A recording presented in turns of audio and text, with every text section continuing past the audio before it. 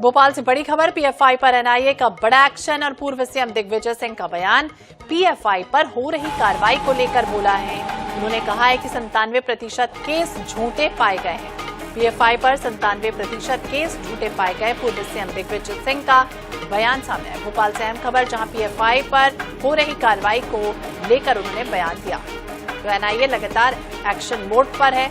देश भर में कई राज्यों में लगातार पीएफआई पर निशाना साधा जा रहा है, एक्शन हो रहा है और इस पर अब पूर्व सीएम दिग्विजय सिंह का बड़ा बयान सामने आया। उन्होंने कहा कि पीएफआई पर 97% केस तो झूठे हैं। भोपाल से अहम खबर आपको बता दें, पूर्व सीएम दिग्विजय सिंह का बड़ा बयान सामने आया। पीएफआई पर एनआईए जिस तरह से एक्शन कर रही है, शिकंजा कस रही है, कई लोगों की गिरफ्तारी हुई है मध्य प्रदेश में और ऐसे में अब इस पर दिग्विजय सिंह का बड़ा बयान सामने आया कि जिस तरह से पीएफआई पर तो ऐसे 97% केस हैं जो झूठे पाए गए।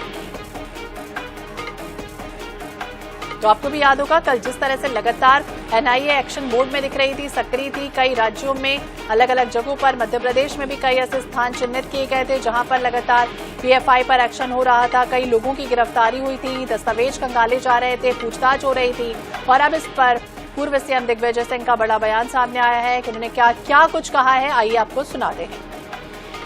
ऊपर कोई इस प्रकार का आरोप है तो आप 10 छापेमारी, हमें आपत्ति नहीं है, लेकिन देखने में आ रहा है कि जितने भी इन्होंने छापामारी की है 97% पे वो झूठे पाए गए।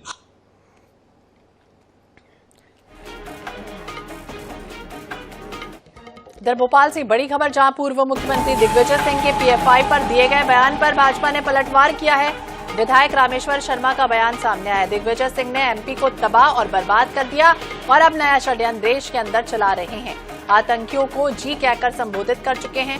सनातन हिंदू हिंदुस्तान सेना के पक्ष में नहीं बोलेंगे, इस्लामिक कट्टर आतंकवाद के पक्ष में ही बोलते हैं। पूज्य राष्ट्रपिता महात्मा गांधी की राष्ट्रभक्ति को हम नमन करते हैं। इनके अलावा जितने भी गांधी हैं सब धोखेबाज गांधी हैं।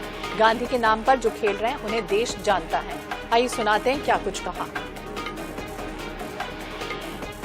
जो माननीय दिग्विजय सिंह जी हैं, जो मध्य प्रदेश के भूल से मुख्यमंत्री बन गए थे, जिनने मध्य प्रदेश को तबाह और बर्बाद किया, वो अब राजनीतिक रूप से